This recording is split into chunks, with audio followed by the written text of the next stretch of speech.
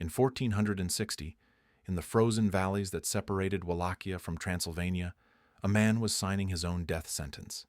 Dan, third prince of that name, traced with a steady quill the final agreements with the Saxons of Brașov. Winter settled over the Carpathians like a blanket of mist and ice, but inside the fortress, where flames danced on the stone walls, the heat of political ambitions kept everyone awake. Dan was not just another pretender to the throne. He carried a title that few dared to claim in that time of blood and betrayal, Lord of Amlash and Fagarash. Words that sounded grandiose, but hid a simpler and more dangerous truth. Dan was an exile who dreamed of going home. The Saxon merchants supported him without hesitation, not out of loyalty, but out of hatred. Vlad Tepes had closed trade routes, raised taxes, and transformed the lives of German merchants into a bureaucratic and violent nightmare. Stories arrived from Târgoviște like shadows in the night. Impaled nobles, entire families decimated, confiscated lands. And now, Dan offered an alternative. A prince who spoke their languages, respected their contracts, and promised to restore the order that the Impaler had shattered. But there was something Dan did not know on that winter night, as he sealed pacts and raised chalices with the burghers of Brașov. Vlad Tepes was not merely brutal. He was meticulous, calculating, and above all, he never forgot a threat. At that exact moment, while Dan celebrated his alliances, messengers rode through the frozen roads of Wallachia. Orders were being issued, troops mobilized, and in the shadows of the palace of Târgoviște, Vlad already knew every movement of the pretender. War was about to begin, and Dan still did not realize the game was already lost. Holy Week of 1460 should have been a time of peace. The churches of Transylvania chanted ancestral hymns, and the scent of incense filled the Gothic naves as the faithful knelt in prayer. But Dan chose that sacred week to cross the border. The 13th of April, Easter Sunday. The Saxon army, financed by the burghers of Brașov and led by the pretender prince, crossed the mountain passes that separated Transylvania from Wallachia. There were hundreds of men armed with swords, spears, and the certainty that the Impaler would fall before their combined force. Dan rode at the front, dressed in polished armor that reflected the pale light of spring. He believed time was on his side. Vlad had enemies on all sides: the Sultan in Constantinople, the Hungarians to the north, the Wallachian boyars themselves who hated his iron rule. How could a prince with so many adversaries resist one more? The first days of the invasion were marked by a disturbing quietness. The Wallachian villages that Dan's army encountered were deserted, empty barns, abandoned houses. Only the wind whistled between the wooden structures, carrying with it a silence that seemed to weigh on the invaders' shoulders. The Saxon commanders began to murmur. Where was Vlad's army? Why was there no resistance? Dan insisted they advance. Perhaps the Impaler had fled. Perhaps he was regrouping further south. Each day without battle was interpreted as a victory through diplomacy and the fear that Dan's name supposedly inspired. But on the morning of the fourth day, when the Saxon vanguard reached a hill near an oak forest, they found the first answer. Stakes. Dozens of them, planted in the earth like a macabre forest, and on each stake a body. Saxon soldiers who had been captured in isolated patrols. Women from the villages who had shown sympathy for Dan's cause.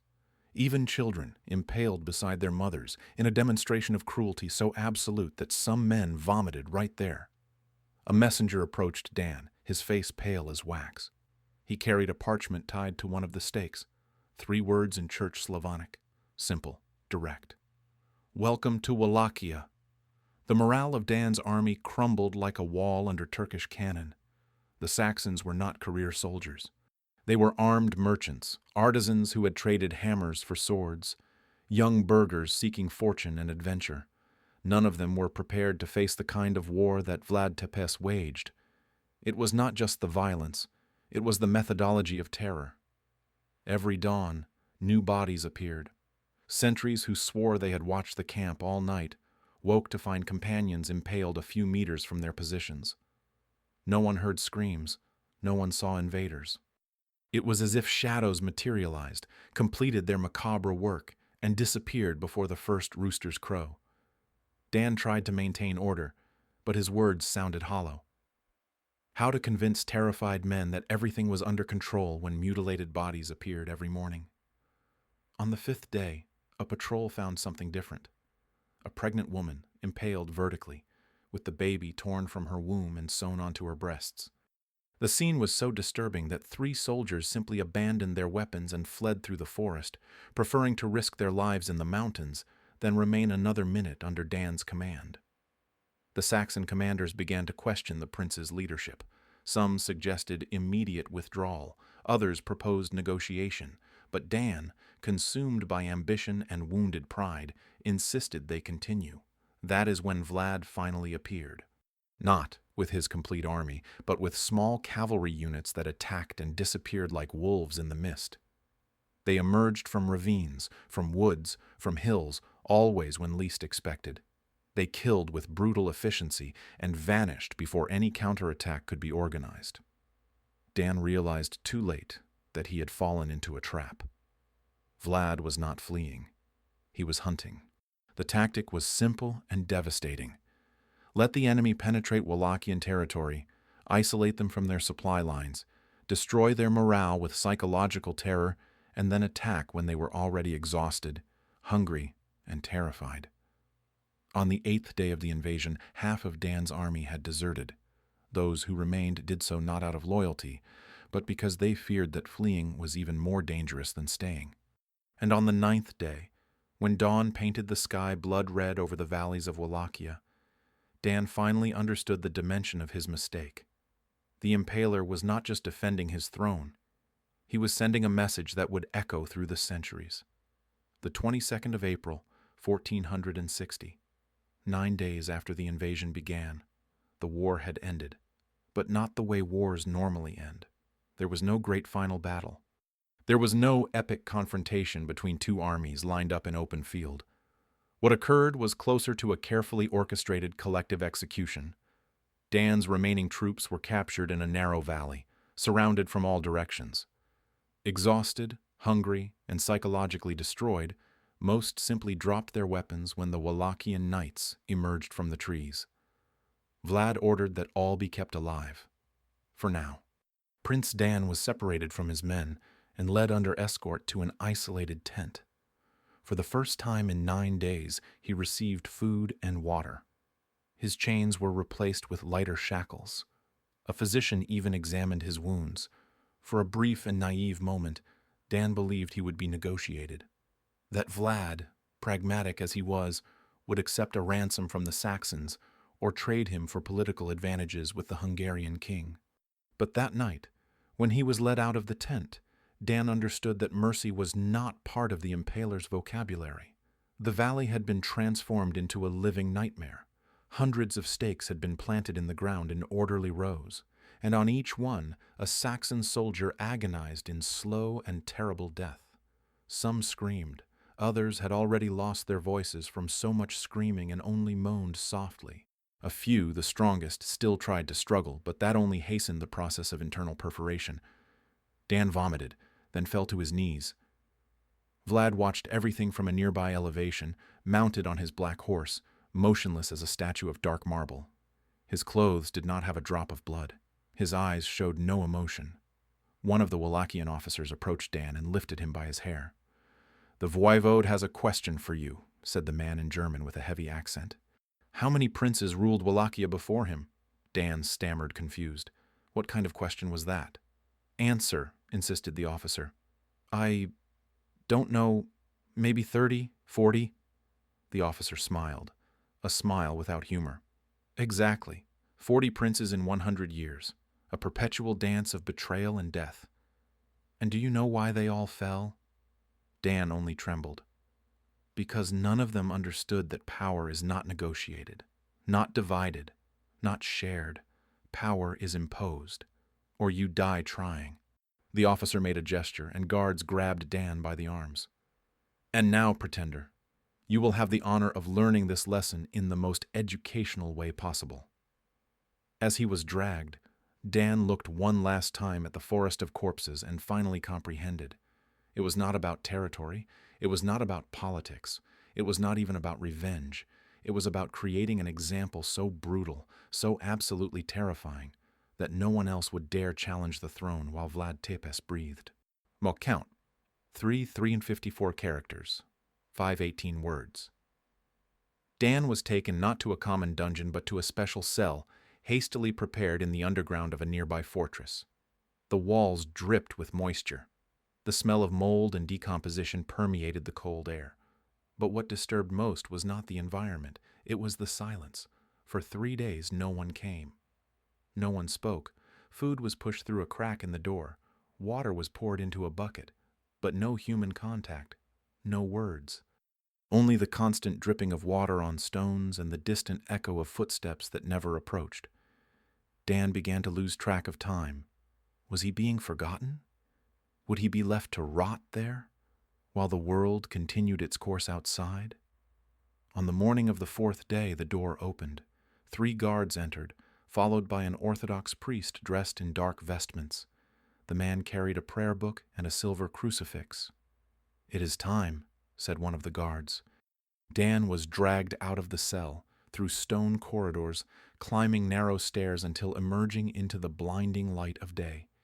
His eyes, accustomed to darkness, burned. He could barely see, but what he heard was unmistakable. Liturgical chanting, male voices intoning prayers in Church Slavonic, the kind of chanting used at funerals. When his vision finally adjusted, Dan saw the prepared scene. A courtyard surrounded by high walls. In the center, an open pit in the earth. Beside it, a stone tombstone already erected, and carved in the stone, his own name, Dan, Lord of Amlash and Fogarash, followed by dates, the date of birth, and the date of death, that very day. Vlad Tepes was there, dressed in ceremonial armor, flanked by loyal boyars and military commanders. His face remained expressionless, but his eyes shone with an intensity that made Dan's blood freeze. The guards forced Dan to kneel beside the grave. The priest began to recite the funeral prayers. Words that Dan did not fully understand, but whose meaning was crystal clear. He was being buried, alive, symbolically first, physically later. The boyars watched in absolute silence. Some seemed uncomfortable, others fascinated. None dared to protest. When the priest finished the first part of the ritual, Vlad finally spoke. His voice was low, but carried the weight of cast iron. "How many men have tried to take my throne since I assumed power?" No one answered. It was a rhetorical question. 6, continued Vlad. 6 pretenders, all supported by foreigners, all promising peace and prosperity, and all now feed the worms. He approached Dan, kneeling to be at the same height. "You were not the first, and I suspect you will not be the last, but you will serve as a lesson." Vlad made an almost gentle gesture, almost paternal, adjusting the torn collar of Dan's tunic. "When you die today, you will not die only as a traitor. You will die as a symbol. Everyone will know that challenging my right to the throne does not end in prison, does not end in exile. It ends here." He pointed to the grave. "With your name already forgotten before your body even grows cold." The priest resumed the chanting, and Dan, kneeling at the edge of his own grave, finally realized that pleading would be useless. Vlad Tepes did not execute enemies out of rage. He executed them for strategy. And this particular execution would be remembered for centuries. The funeral ritual continued with a deliberate slowness that transformed each second into an eternity of psychological agony. The priest intoned the prayers in a monotonous, almost hypnotic voice.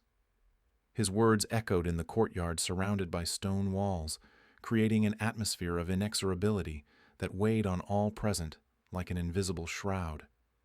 Dan remained kneeling, trembling. Not from cold, the April sun warmed the ancient stones, but from a terror so deep it seemed to dissolve his bones.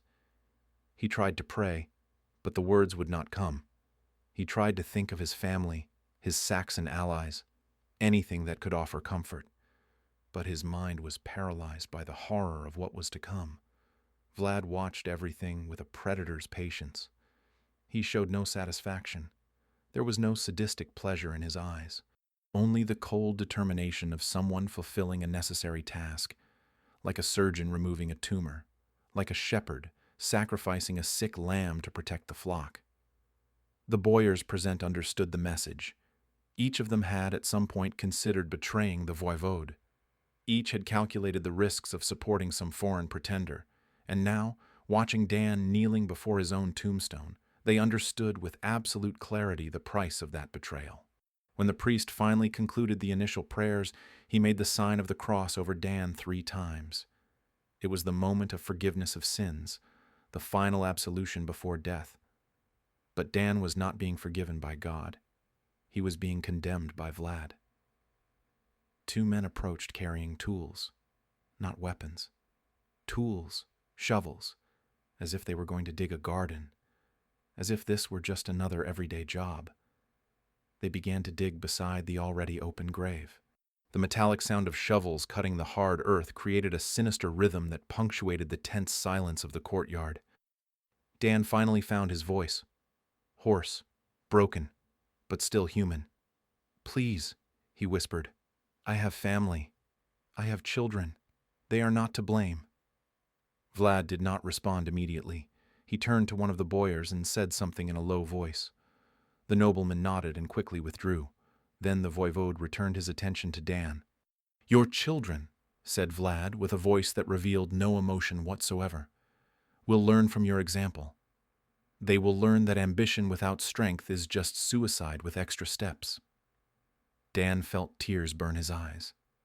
Not from self-pity, but from a terrible understanding. Vlad was not simply killing a rival. He was sculpting history. He was creating a narrative that would be repeated in terrified whispers for generations. The shovels continued their methodical work. The second grave was almost ready, and Dan realized with growing horror that the second grave was not for him. Understanding arrived like a blade of ice piercing his chest. 2 holes, 2 graves. But Dan was alone there. He raised his eyes to Vlad, searching for some explanation, some indication of what was to come. The voivode remained impassive, but there was something in his posture, an almost imperceptible tension, that suggested the worst was still to come. The boyar, who had withdrawn moments before, returned. He was not alone. Guards brought another figure, a young man, no more than 25 years old, dressed in good-quality Saxon clothes. His face was pale, eyes wide with terror. When he saw Dan, he tried to run toward him, but the guards held him firmly. "Father!" The word tore through the air like a wounded bird's cry. Dan felt something break inside him. His son, his firstborn. The young man who had remained in Brașov, who should have been safe, protected by Saxon walls and diplomatic agreements. "How?" Dan managed to articulate, looking at Vlad with a mixture of hatred and absolute despair. "Did you really believe the Saxons were loyal?" responded Vlad with a calm that was more terrifying than any scream. "Gold buys temporary loyalty. Fear buys permanent obedience. The burghers of Brașov quickly understood which of the 2 I offered." Dan's son was dragged and forced to kneel beside his father. The 2 were now side by side before their respective graves. 2 generations, 2 lives, 2 symbols of frustrated ambition. The priest, who had remained silent during the entire exchange, restarted the prayers. This time, his tone was different, slower, heavier, as if the very words carried the weight of divine condemnation. Dan held his son's hand. Both trembled. The young man cried openly, sobs that shook his shoulders. Dan tried to appear strong, but tears traced silent paths down his bearded face. "Forgive me," whispered Dan to his son. "Forgive me for bringing you into this." The young man could not respond. He only squeezed his father's hand with desperate force, as if that physical contact could somehow save them. Vlad made a gesture. 2 executioners approached. They did not bring axes. They brought short swords, sharp blades that gleamed under the spring sun. "You will have a mercy you did not offer my subjects," said Vlad. His voice continued devoid of emotion, but there was something in it, an almost imperceptible vibration. that suggested even the Impaler was not completely immune to the gravity of that moment. Your deaths will be quick, clean. You will not suffer the fate I reserved for your soldiers. Dan raised his gaze to the sky. White clouds drifted slowly over the pale blue. Birds sang in the trees beyond the walls. The world continued indifferent to the human drama unfolding there. The priest concluded the final prayers, made the sign of the cross one last time, and then withdrew, leaving space for the executioners.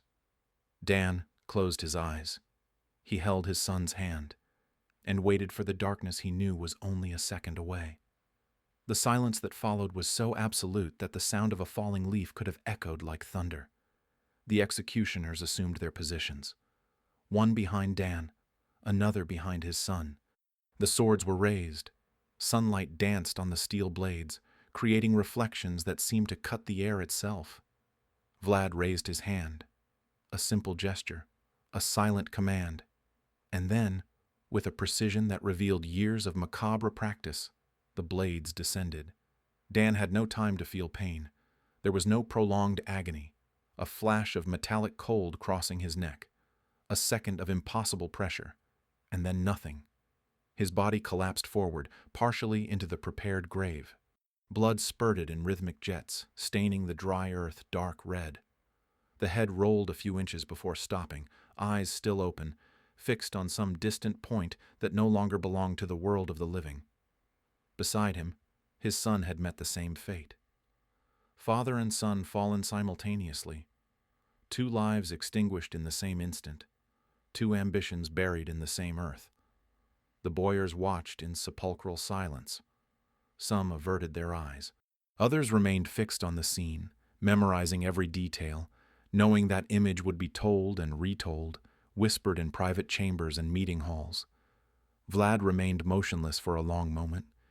His face continued expressionless, but something in his posture had changed. A tension that had existed before had dissipated, as if an unpleasant but necessary task had finally been completed. He made a gesture to the men with shovels. Bury them, with honor. The order surprised some present. Honor, after all that? But Vlad had his reasons. He always did. The bodies of Dan and his son were carefully placed in their respective graves. They were not thrown, not profaned. They were positioned with a dignity that contrasted brutally with the violence of their deaths. The heads were placed beside the bodies, not on stakes, not displayed as trophies, just buried along with their owners. Earth began to fall on the corpses.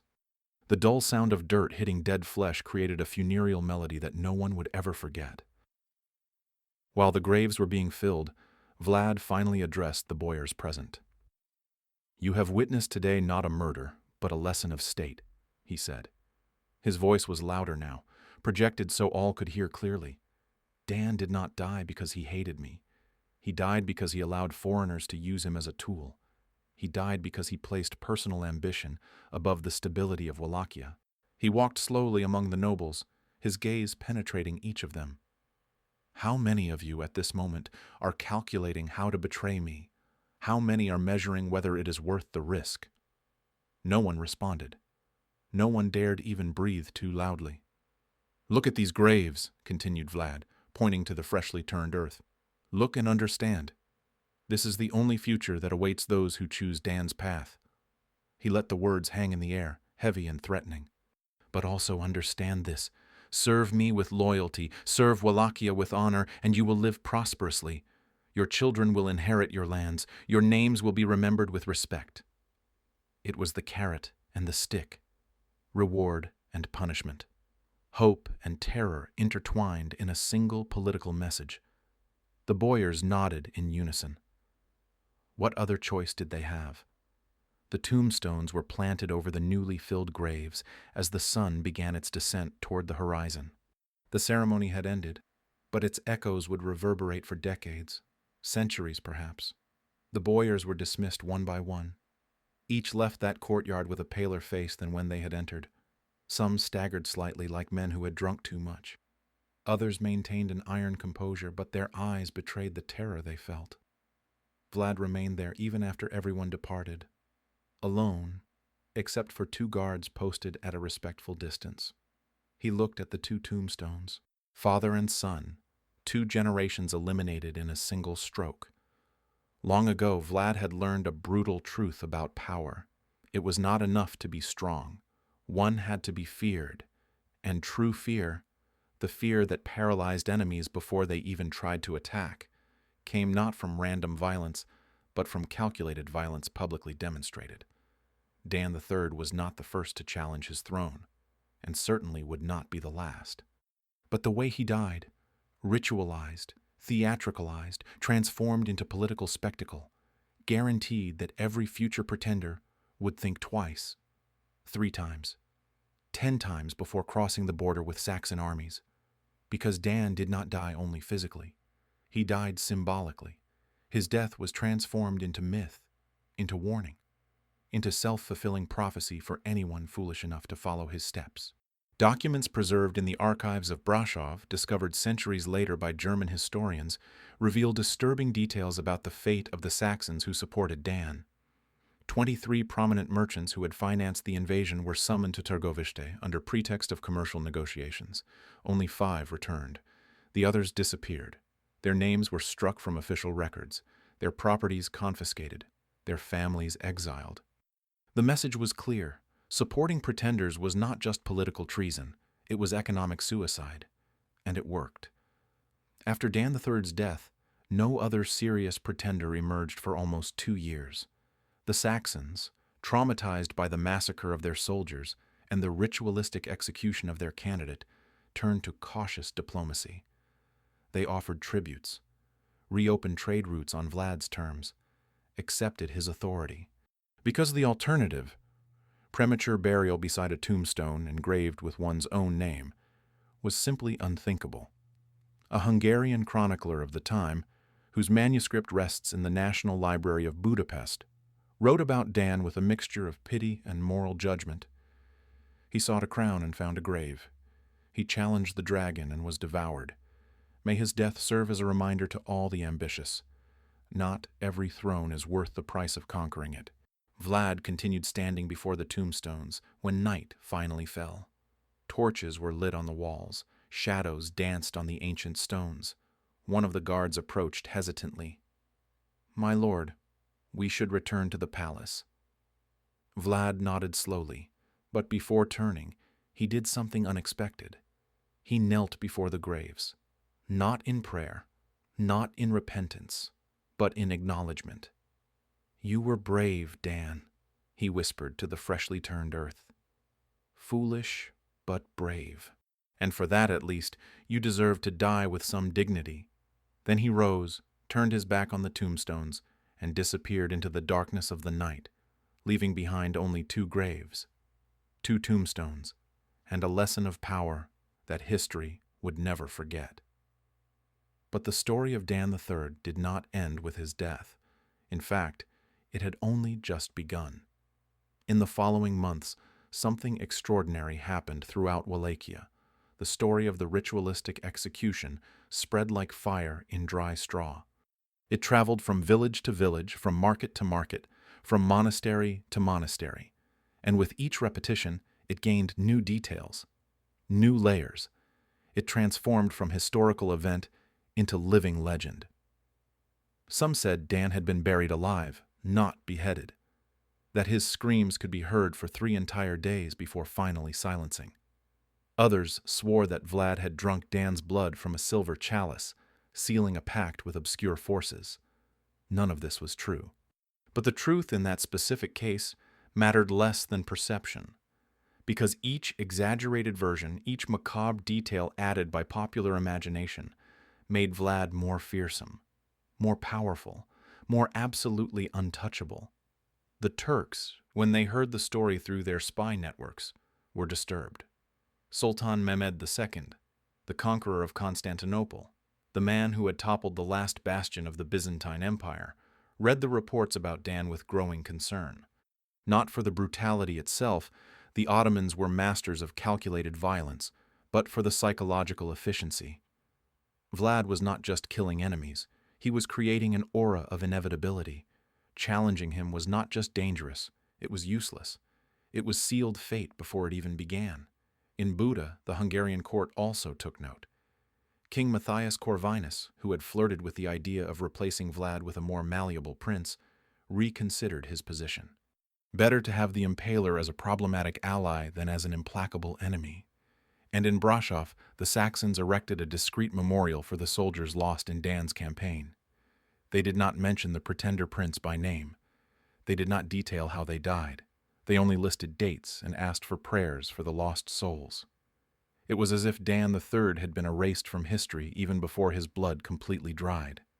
But in the secret archives of the Romanian Orthodox Church, preserved in monasteries hidden in the Carpathians, there exists a fascinating document, a diary kept by one of the priests who conducted Dan's funeral. In it, the priest writes about the execution with clinical details. He describes Vlad not as a monster, but as a pragmatic leader making impossible decisions. He questions whether cruelty, when applied with clear political purpose, ceases to be cruelty and simply becomes governance. It is a disturbing document because it humanizes both the executor and the victim. It shows Dan as an ambitious but not necessarily malevolent man. It shows Vlad as a brutal but not necessarily sadistic ruler. And it ends with a question that would echo through the centuries.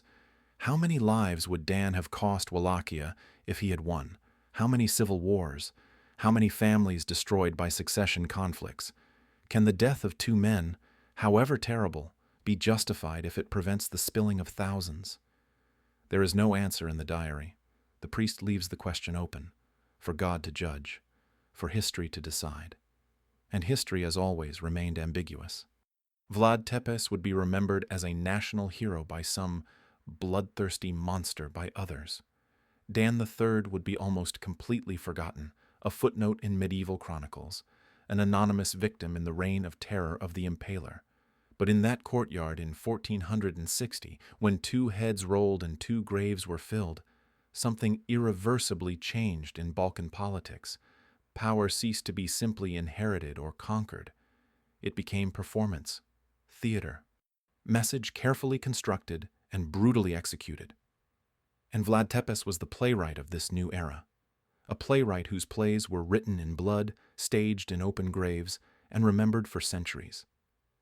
In the next chapter of Lost Legends, we will dive into the River of Blood, where Vlad Tepes will launch the most devastating military campaign of his reign. 23,000 lives will be claimed in a single winter operation along the frozen Danube. Prepare to discover how a prince transformed genocide into political strategy, because sometimes what seems like madness is just total war seen from very close.